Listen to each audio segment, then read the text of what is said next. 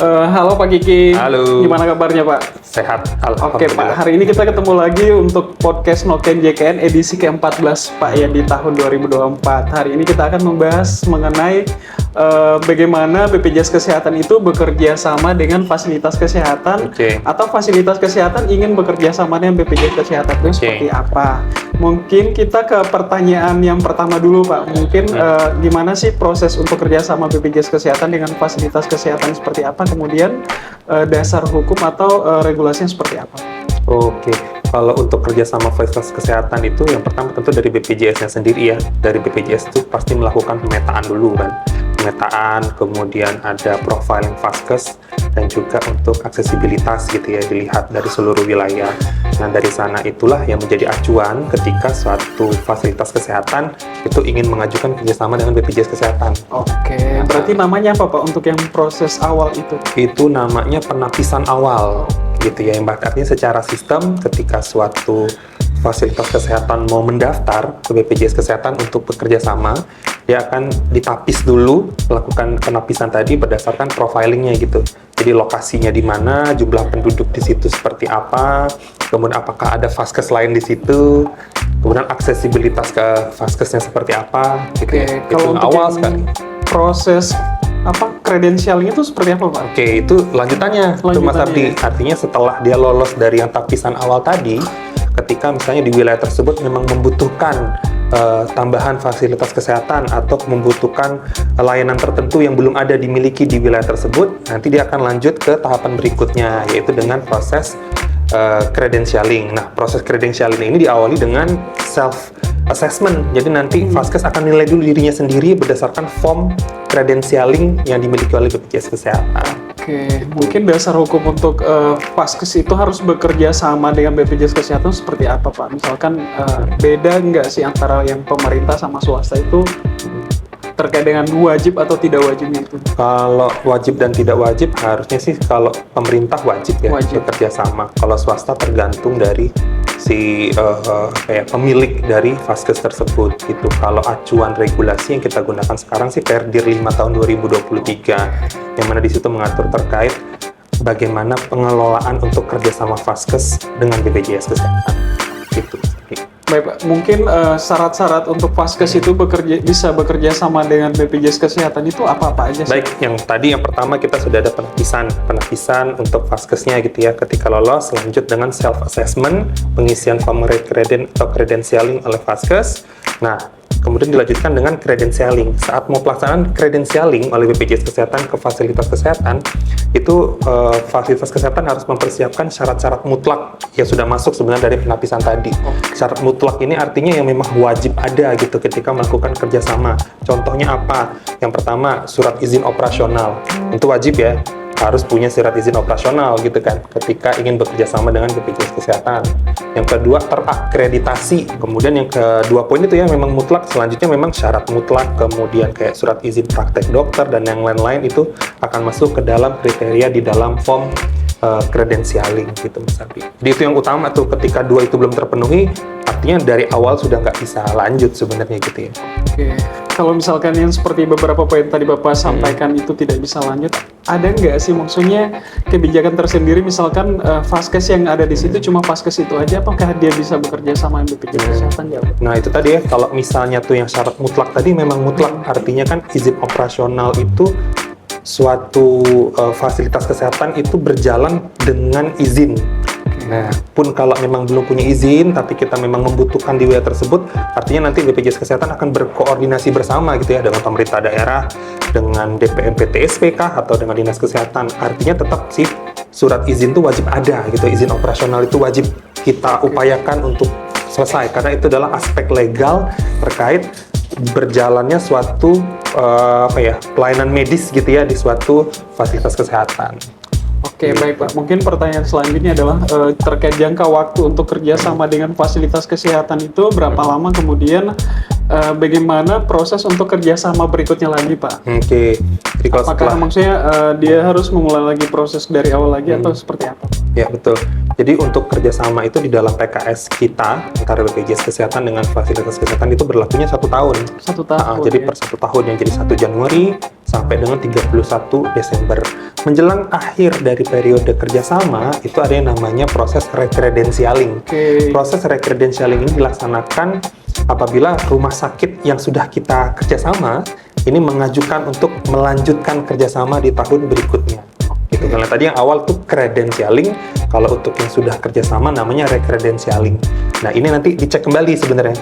Hampir mirip dengan awal kerjasama, tapi kan persyaratannya kan sudah kita punya tuh, BPJS sudah punya. Hanya mengecek kembali apakah ada yang sudah expire gitu, perlu diupdate, atau ada tambahan layanan baru, atau ada update lain gitu dari Vaskes yang kita harus pastikan kembali dalam proses rekredensialing gitu sebelum kerjasama lanjutan di tahun berikutnya gitu. Baik Pak Kiki, selanjutnya mungkin pertanyaannya, jika Vaskes ini sudah bekerja sama dengan BPJS Kesehatan Pak, mungkin misalkan di tengah jalan tuh Pak ada beberapa hal-hal yang tidak dipatuhi di dalam Vaskes itu, kebijakannya seperti apakah? Apakah sampai dengan pemutusan kontrak atau gimana Pak? Sebenarnya di dalam PKS itu sudah tertuang jelas gitu ya, bahwa di situ BPJS memiliki hak dan kewajiban, dan Vaskes juga memiliki hak dan kewajiban, dan juga ada kepatuhan yang harus dipatuhi gitu ya oleh fasilitas kesehatan. Nah, dalam perjalanannya waktu kita nggak tahu ya, misalnya ada hal-hal yang di luar dari perjanjian yang dilaksanakan gitu ya, artinya ada hal-hal yang tidak dipatuhi oleh fasilitas kesehatan gitu ya, di dalam PKS. Nah, itu ada sanksi gitu ya. Sanksi itu berlaku baik untuk BPJS Kesehatan ataupun dengan Vaskes. Nah, sanksi untuk Vaskes apabila tidak mematuhi sesuai dengan PKS gitu ya, ada beberapa poin di dalamnya. Itu kita bisa mengeluarkan surat peringatan pertama gitu.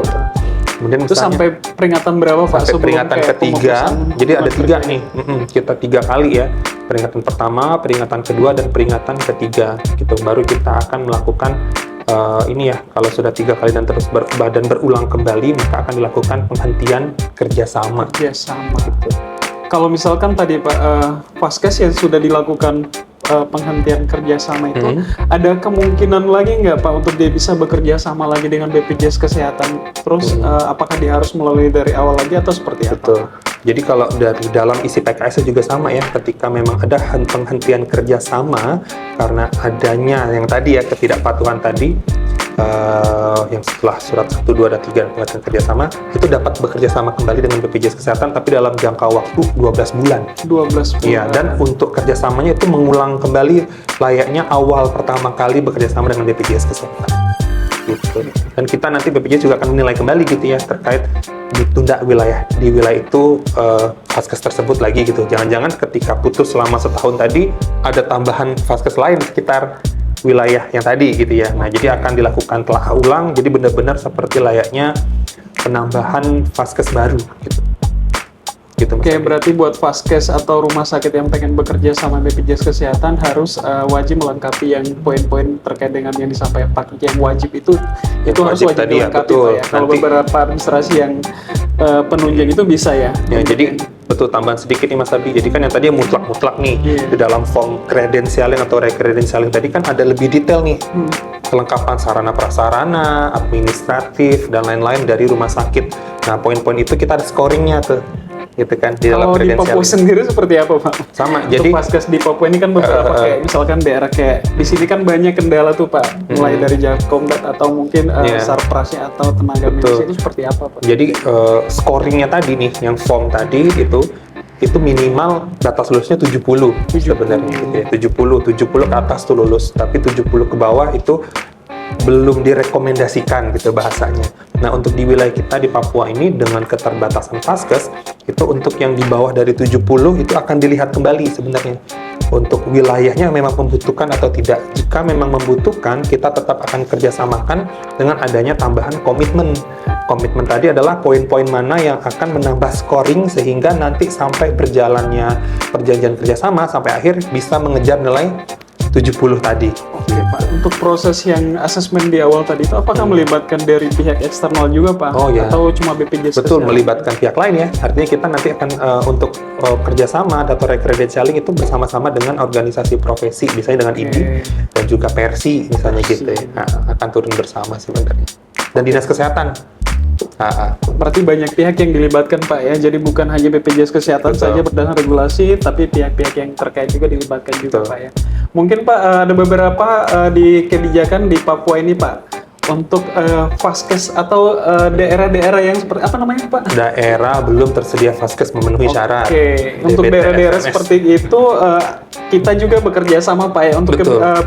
untuk ketentuannya seperti apa Pak supaya Nah. mereka itu bisa jadi bagian dari Betul. Ini menarik ya. Jadi menarik. Jadi khusus di wilayah Papua dan Timur ya dan daerah-daerah remote area itu kita bisa kerjasama dengan kekhususan. Kekhususan sini adalah yang tadi ya DBT FMS, daerah belum tersedia vaskes memenuhi syarat.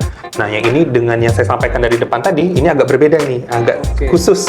Khusus di sini adalah ada kategori penilaian sendiri yang menilai bahwa wilayah tersebut itu memenuhi untuk syarat sebagai DBT FMS tadi.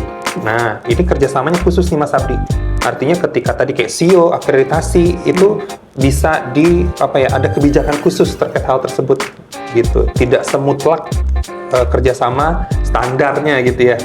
Oke, berarti sudah ada poin-poinnya mana yang bisa dan mana yang tidak gitu. Betul. Pak, ya? Sesuai dengan yang tadi, artinya dia ada penilaiannya khusus. Penilaian khusus tadi yang dicek dan memang masuk ke dalam kategori DBT FMS kayak gitu. Nah, baru kita kerjasamakan dengan vaskes ataupun vaskes yang terdekat gitu ya, yang ada di dalam wilayah tersebut. Walaupun mungkin vaskesnya belum bisa memenuhi syarat-syarat mutlak yang tadi. Kita lanjut Pak terkait dengan pertanyaan yang berikutnya adalah berapa jumlah fasilitas kesehatan yang masuk dalam kategori DBT FMS yang di wilayah Papua ini Pak yang sudah bekerja Sudah sama kerjasama ya. dengan BPJS Kesehatan.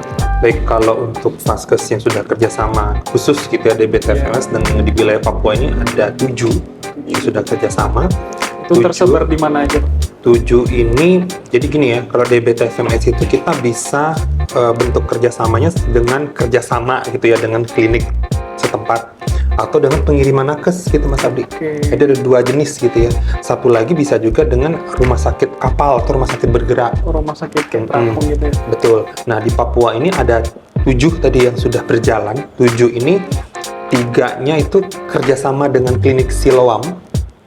3-nya lagi pengiriman nakes oleh puskesmas terdekat.